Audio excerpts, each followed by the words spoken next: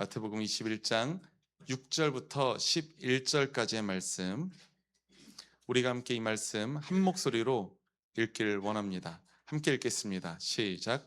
제자들이 가서 예수께서 지시하신 대로 어미 나귀와 새끼 나귀를 끌어다가 그 위에 겉옷을 얹으니 예수께서 올라타셨다.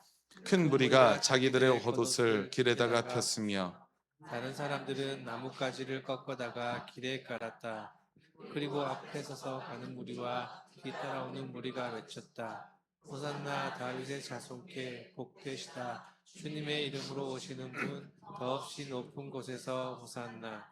예수께서 예루살렘에 돌아가셨을 때에 온 도시가 들떠서 물었다. 이 사람이 누구냐? 사람들은 그가 갈릴리 나사렛에서 나신 예언자 예수라고 말하였다. 아멘, 아멘, 아멘. 할렐루야, 할렐루야. 오늘은 종려주일이며 또 고난주간의 출발점입니다. 초대 교부 중에 한 명인 성 요한 크리소스톰이 우리가 맞이할 이 고난주간에 대하여 이렇게 말을 했어요. 한번 잘 들어보시기 바랍니다. 이 주간에는 참으로 말로 형언할 수 없을 만큼 위대한 일들이 우리를 위해 실현된다. 기나긴 전쟁이 끝나고 죽음이 소멸되며 저주가 사라지고 악마의 노예에 살아가는 것이 종식되어 그에게 빼앗겼던 모든 것을 되찾게 된다. 그리고 하나님께서 인간들과 화해하시게 되고 하늘의 문이 열리며 인간들과 천사들이 하나로 일치된다. 서로 멀리 갈라져 있던 것들이 결합되고 울타리가 없어지며 장벽이 무너져 버리고 평화의 하나님께서 하늘과 땅에 있는 모든 만물을 평화롭게 하신다. 초대교부의 이러한 고백이 우리 그리스도인들에게 사순절 끝자락, 그것을 잘 설명해 주고 있는 것 같아요. 이 시기는 캄캄한 절망의 터널과 또 완전히 새로운 희망이 교차되는 시점이라는 것, 또 하나님의 구원의 역사가 가장 강렬하게 꿈틀대는 시간이라는 것, 그것을 우리에게 알려주고 있습니다. 오늘 이 종려주일의 예배가 우리 모두에게 그렇게 의미가 있는 그런 시간임을 기억하면서 우리 예수 그리스도를 깊이 묵상하는 은총이 우리 모두에게 있기를 주님의 이름으로 축원합니다. 오늘도 주변에 있는 신앙가족들에게 또 낯선 이들에게 환대의 축복의 인사 함께 나누길 원하는데요. 우리 한번 고개를 휙 돌려서 저 뒤로 보시면 이소영 성도님과 강나단 지사님 사이에 낯선 세 분이 계십니다. 민재희 성도님의 친구라고 제가 들어오면서 들었는데 우리 혹시 꿈이 있는 교회 친구분들이신가요? 아니면은 아닌 다른 네네 청년 때 친구분들, 제 이름은 모르지만 우리 먼저 이분들에게도 손을 흔들면서 또 여러분들 옆에 있는 분들에게도 환영의 인사 함께 나누었으면 좋겠습니다. 우리 사랑합니다. 축복합니다. 환영합니다. 네, 사랑합니다. 축복합니다. 우리가 종려주일 하면 마땅히 떠올려야 하는 그 성경 속의 한 장면이 바로 오늘 본문의 말씀이죠. 짧게 설명을 하자면 나귀를 타신 예수님께서 예루살렘 성에 들어가십니다. 많은 사람들이 자신의 겉옷과 종려나무 가지를 길에 깔았습니다. 마치 청룡영화제에 들어오는 영화배우를 위해서 빨간 카페트를 깔아 놓듯이 그들의 겉옷과 그들의 종려나무까지가 예수님을 맞이하고 있는 장면이죠. 그 사람들은 메시아의 희망에 부풀어서 예수님을 향해서 이렇게 외칩니다. 우리가 함께 본문 9절 말씀, 마태복음 21장 9절 말씀 함께 읽겠습니다. 시작. 그리고 앞에 서서 가는 무리와 뒤따라오는 무리가 외쳤다. 호산나 다윗의 자손께 복되시다. 주님의 이름으로 오시는 분 더없이 높은 곳에서 호산나. 아멘, 아멘. 여기서 호산나라고 말하는 이 히브리어는 이런 뜻을 갖습니다. 우리가 당신께 구하오니 우리를 구원하소서. 우리를 구원해 주세요. 예루살렘 성의 사람들은 예수님을 자신의 구원자임을 기대했기 때문에, 또 히브리어로는 메시아로 기대했기 때문에 예수님을 향해 환호했다는 사실은 분명합니다. 그 환호성 가운데 우리를 구원하십시오. 우리 주 예수님이시여. 호산나 외쳤던 것이죠. 하지만 성도 여러분들도 잘 아시다시피 사람들의 그 환호 소리는 길게 가지 않았습니다. 그 환호 소리의 여운이 채 가시기도 전에 예수님은 차디찬 법정에 서게 됩니다. 예수님의 모습이 자신들이 기대했던 그 메시아의 모습과 다르다는 사실을 확인하고 예수님의 삶과 가르침과 행적이 그들의 현실의 문제와 부딪히게 되자 사람들은 이내 예수님을 향해서 무자비한 폭력과 사악함을 드러내게 된 것이죠. 그렇게 예수님을 등져버리고 배반하게 됩니다. 예수님께 환호했던 군중들만 마음이 편했던 것도 아닙니다. 군중들은 그럴 수도 있을 것 같아요. 워낙 냄비처럼 끓어올랐다가 팍 식어버리는 것이 그 군중의 심리니까 말이죠. 그런데 예수님께 커다란 상처를 입혔던 사람들은 군중들뿐만이 아니었습니다. 예수님이 잡히시고 또 십자가에 달리실 때에 예수님의 제자들의 행보를 생각해 보면 이 또한 답답할 지경입니다. 예수님만을 따를 것처럼 말하던 그 제자들이 모두 각자 살기 위해서 각자의 삶의 지경으로 도망쳤다는 것을 우리는 잘 알고 있죠. 군중들과 제자들, 그들은 예수님의 순환 앞에서 모두 변해버립니다. 군중들은 환호를 멈추고 손가락질을 시작했고요. 제자들은 예수님을 따르기를 멈추고 도망치기 시작합니다. 이렇게 예수님의 제자들과 군중들이 변했던 것은 그들의 생각과 예수님의 생각에는 커다란 간극이 있었다는 것을 그들이 알아차렸기 때문이었다는 것입니다. 예수님은 사람들의 바람과는 상관없이 하나님의 계획과 뜻에 순종하는 그 십자가의 사역을 감당하셨던 거예요. 오늘 우리가 읽었었던 마태복음 21장 바로 그 직전 사정을 한번 우리가 그 맥락을 한번 살펴보면 예수님은 이미 자신이 십자가에서 달려 돌아가실 것임을 제자들에게 또 그를 따르는 사람들에게 미리 알려주십니다. 마태복음 20장 18절과 19절의 말씀 우리가 함께 주어에도 있고요. 이 앞에도 있습니다. 우리 함께 이 말씀을 함께 읽겠습니다. 시작. 보아라, 우리는 지금 예루살렘으로 올라가고 있다. 인자가 대제사장들과 율법학자들에게 넘겨질 것이다. 그들은 그에게 사형을 선고할 것이며 그들을 이방 사람들에게 넘겨주어서 조롱하고 채찍질하고 십자가에 달아서 죽게 할 것이다. 그러나 그는 사흘째 되는 날에 살아날 것이다. 아멘. 예수님은 분명하게 자신의 계획이 십자가와 부활이라는 사실을 알려주고 계시는 것이죠. 그런데 이어지는 말씀에서 어떤 일이 있었냐면 세베대의 아들이었던 야고보와 요한의 어머니가 예수님을 찾아오십니다. 그래서 예수님에게 간절하게 요청하고 계세요. 뭐를 요청했죠? 예수님의 나라가 이제 이루어진다면, 예수님이 왕권을 잡으신다면 자신의 두 아들이, 하나는 예수님의 오른편에 또 다른 아들은 예수님의 왼편에 앉게 해달라는 것입니다. 좋은 자리 마련해 달라는 것이죠. 다른 제자들도 유사한 마음을 갖고 있었다는 것이 그 이야기를 들은 나머지 제자들이 모두 다 한결같이 분개하고 있어요. 그러니까 나도 저 말을 하고 싶었는데 저, 저 자식들이, 저 친구들이 나보다 앞서서 선수 치는구나, 억울했던 모양입니다.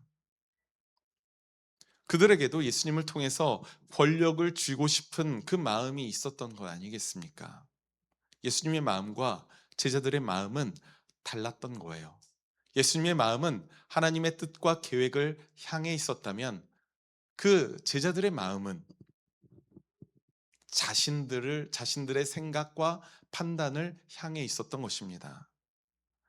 예루살렘에 입성하시는 예수님을 향해서 호산나 외치면서 환호를 내질렀던 그 군중들도 다르지 않았습니다. 그들이 예수님에게 환호했던 이유는 예수님이 예루살렘에 오신 것이 이스라엘의 세력을 잘 규합하여서 로마 제국주의를 무너뜨리고 이스라엘의 강력한 왕권을 잡을 것이라고 생각했기 때문입니다. 그런데 예수님의 행적을 한번 여러분들 생각해 보십시오.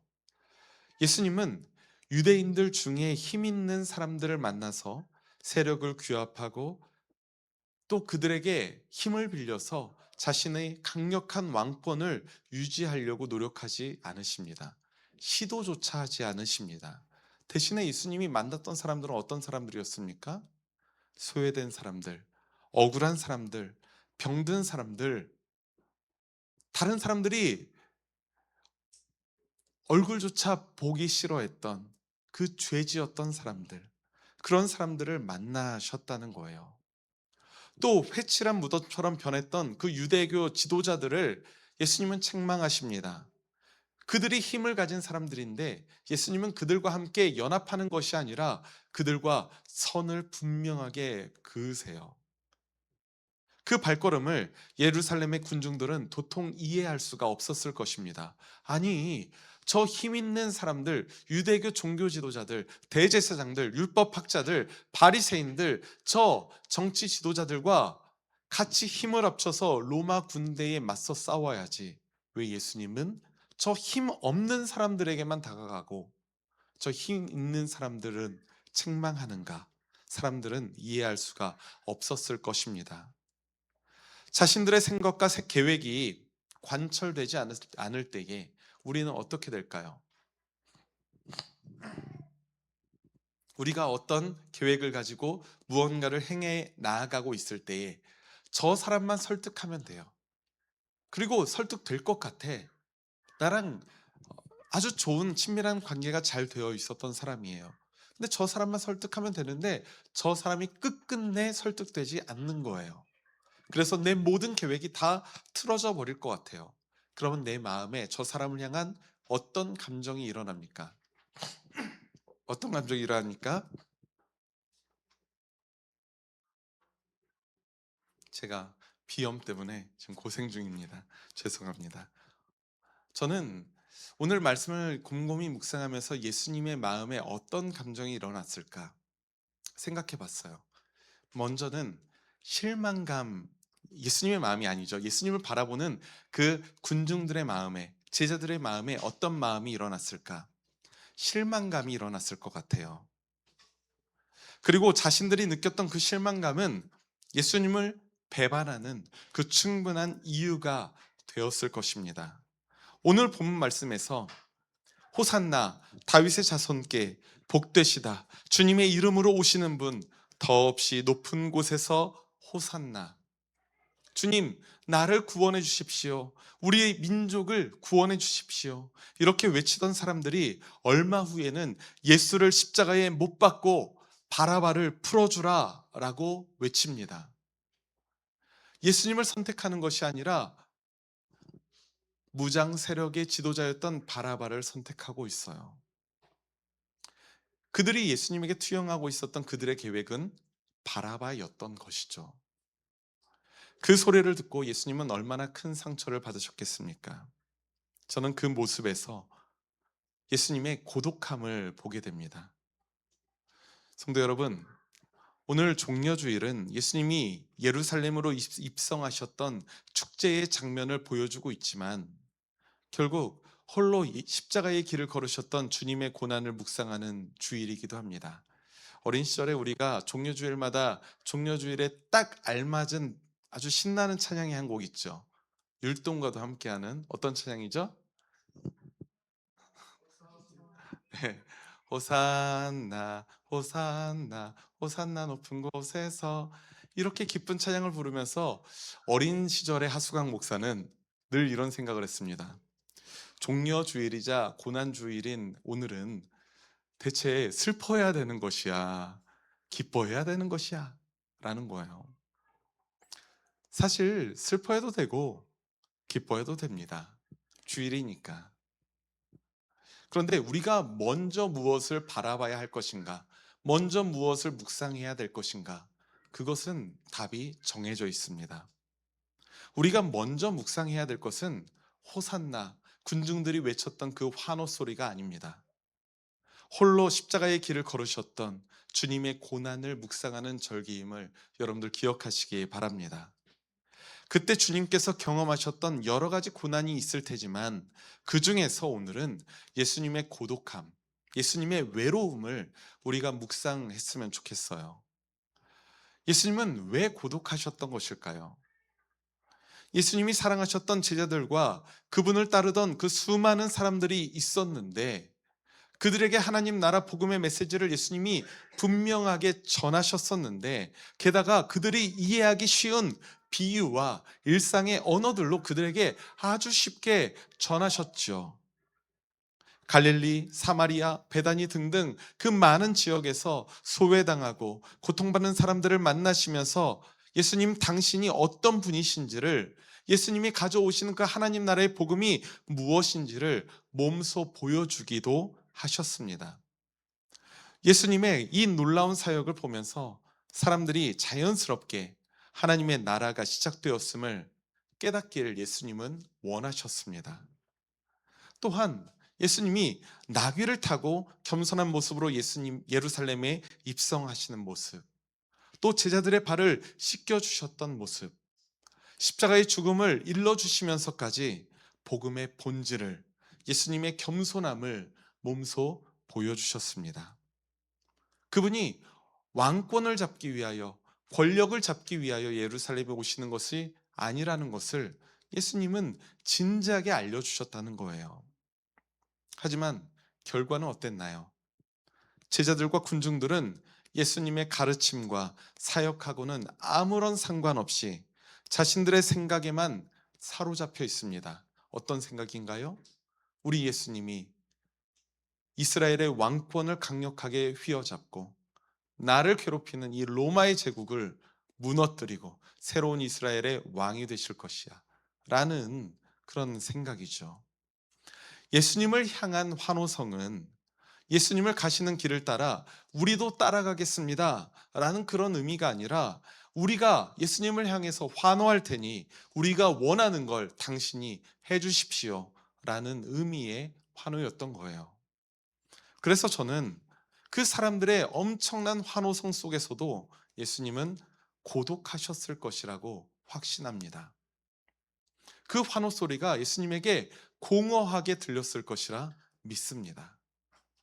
오늘날 예수님을 믿는다고 고백하는 우리들의 모습은 예수님을 고독하게 만들고 있지는 않습니까? 요즘 아주 뛰어난 찬양팀들이 많이 있죠.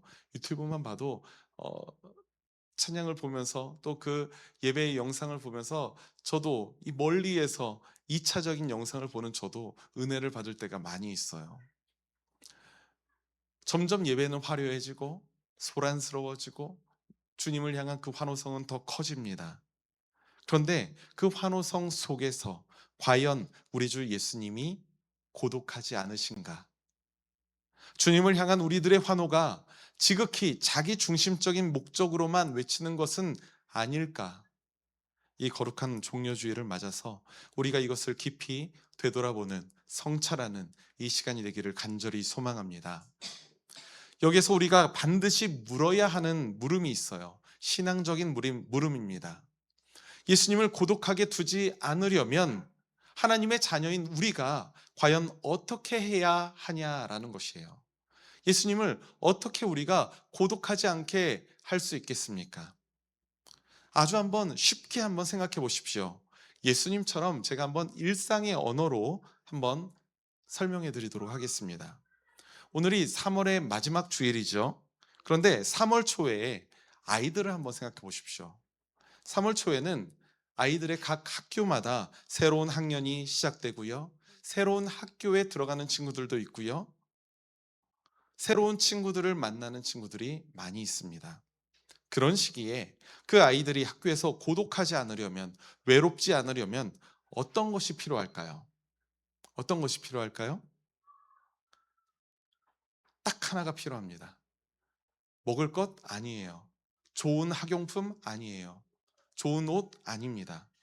나와 마음을 맞추어 무언가를 공유하고 함께 시간을 보낼 수 있는 그 친구가 필요하지 않겠습니까? 누구든 마음이 맞는 그 좋은 친구 단 한 사람만 내 곁에 있다면 우리는 고독함과 외로움을 느끼지 않을 거예요. 오히려 그 친구가 부재할 때에 우리는 고독함의 수렁에 빠져들게 되는 것이죠. 그러니까 주님을 고독하지 않게 하기 위해서는 바로 나라는 친구가 필요하다는 것입니다. 요한복음 15장에서는 예수님께서 이와 관련된 말씀을 분명하게 전하고 계십니다. 함께 요한복음 15장 14절과 15절의 말씀 함께 읽겠습니다. 시작. 내가 너희에게 명한 것을 너희가 행하면 너희는 나의 친구이다. 이제부터는 내가 너희를 종이라고 부르지 않겠다. 종은 그의 주인이 무엇을 하는지를 알지 못한다. 나는 너희를 친구라고 불렀다. 내가 아버지에게서 들은 모든 것을 너희에게 알려주었기 때문이다. 아멘, 아멘. 나는 너희를 친구라고 불렀다. 친구라는 호칭은 받았어요. 그러면 우리가 어떻게 친구로서 살아가게 됩니까?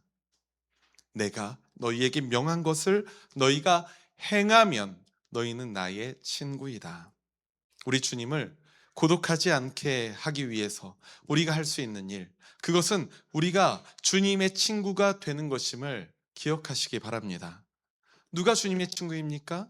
주님의 말씀을 우리의 삶으로 순종하는 사람, 우리의 삶으로 살아내는 사람, 그들이 주님의 친구임을 믿습니다. 우리 곁에 있는 우리 신앙가족들에게 이렇게 한번 도전해 보셨으면 좋겠습니다. 양옆 앞뒤에 있는 모든 분들에게 이렇게 권면해 봅시다. 우리가 예수님의 친구가 됩시다. 우리가 예수님의 친구가 됩시다. 또 한 가지 한번 이렇게도 이야기해 봅시다. 주님의 말씀을 삶으로 살아냅시다. 주님의 말씀을 삶으로 살아냅시다. 주님의 말씀을 삶으로 살아내는 우리가 되기를 간절히 소망합니다.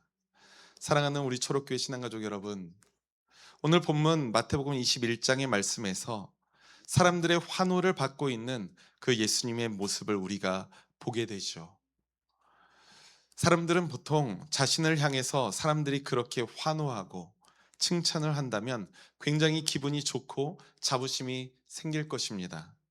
그런데 나귀를 타고 예루살렘에 입성하시면서 자신을 향해서 환호하고 있는 그 사람들을 보시며 예수님도 과연 그렇게 기분이 좋으셨을까요? 저는 결코 그렇지 않을 것이라고 믿습니다. 환호성을 뒤로한 직후에 예수님은 이미 장사판이 되어서 강도의 소굴로 변질된 그 예루살렘 성전을 뒤엎으십니다. 바로 그 환호성 바로 직후에 있었던 일입니다. 자신을 향해 환호했던 그 사람들에게 따끔한 경종을 울리는 아주 결정적인 사건이기도 하죠. 너희들의 환호성은 무언가 잘못되었음을 예수님은 보여주고 계시는 것입니다. 주님께서는 하나님 나라와 십자가 복음을 전하셨는데 제자들과 군중들은 전혀 다른 생각을 하고 있습니다. 그 속에서 예수님이 느꼈을 그 고독함과 외로움이 앞으로 한 주간, 고난 주간을 살아가는 우리 성도 여러분들의 묵상의 재료가 되시기를 소망합니다. 무엇보다 주님의 십자가 고난을 묵상하며 우리도 주님의 뜻에 순복하는 주님의 친구가 되도록 결단하시는 저와 여러분들이 되었으면 정말로 좋겠어요. 우리가 어떻게 100% 하나님의 뜻을 온전히 이해하고 온전히 그 말씀에 순종할 수 있겠습니까? 그건 불가능해요. 아무리 친한 친구 사이라도 그것은 쉽지 않을 겁니다. 하지만 우리에게 그분의 말씀을 향한 올바른 지향이 있다면 친구이신 우리 주님께서는 우리의 부족함도 너끈히 보듬어 주실 줄 믿습니다. 오늘은 우리가 함께 찬양 하나를 부르면서 말씀을 마치길 원합니다. 예전에 저에게 큰 은혜를 주었던 찬양입니다. 나 무엇과도 주님을 바꾸지 않으리, 다른 어떤 은혜 구하지 않으리. 이 찬양의 마지막 고백이 이와 같습니다. 우리 한번 따라해 볼까요? 하나님의 신실한 친구 되기 원합니다. 하나님의 신실한 친구 되기 원합니다. 오늘 말씀과 이어지는 이 고백이 이번 고난 주간을 살아가는 우리들의 간절한 기도의 제목이 되기를 소망하면서 우리가 함께 이 찬양 함께 고백함으로 주님 앞에 나아가길 원합니다. 나 무엇과도 주님을 바꾸지 않으리. 함께 찬양하겠습니다. 우리 가슴에 손을 얹고 기도하는 마음으로 찬양하겠습니다. 나 무엇과 주님을 바꾸지 않으리. 다른 어떤 은혜 구하지 않으리. 오직 주님만이 내 삶의 도움이시니 주의 얼굴 보기 원합니. 우리 다시 한번 고백할까요? 나 무엇과도 주님을 바꾸지 않으리. 다른 어떤 은혜 구하지 않으리. 오직 주님만이 내 삶의 도움이시니 주의 얼굴 보기 원합니다. 주님 사랑해요. 주님 사랑해요.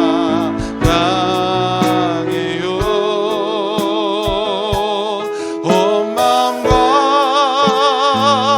정성 다해 하나님의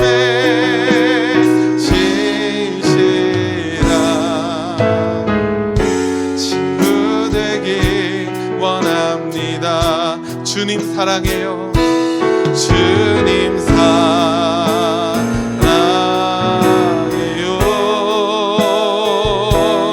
온 마음과 정성 다해 하나님의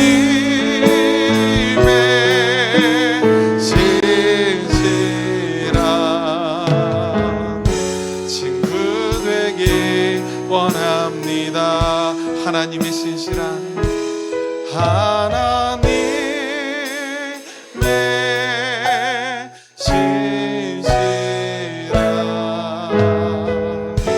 친구 되기 원합니다. 우리가 함께 이 시간 한 목소리로 공동체의 기도 함께 기도하겠습니다.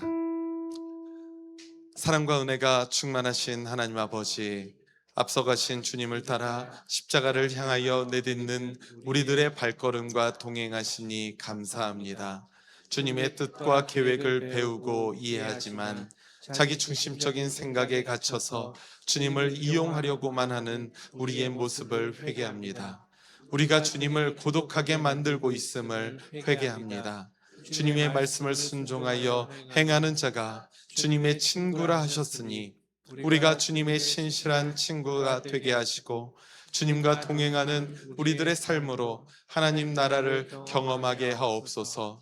함께 하심을 믿으며 우리를 구원하신 예수 그리스도의 이름으로 기도합니다. 아멘. 아멘.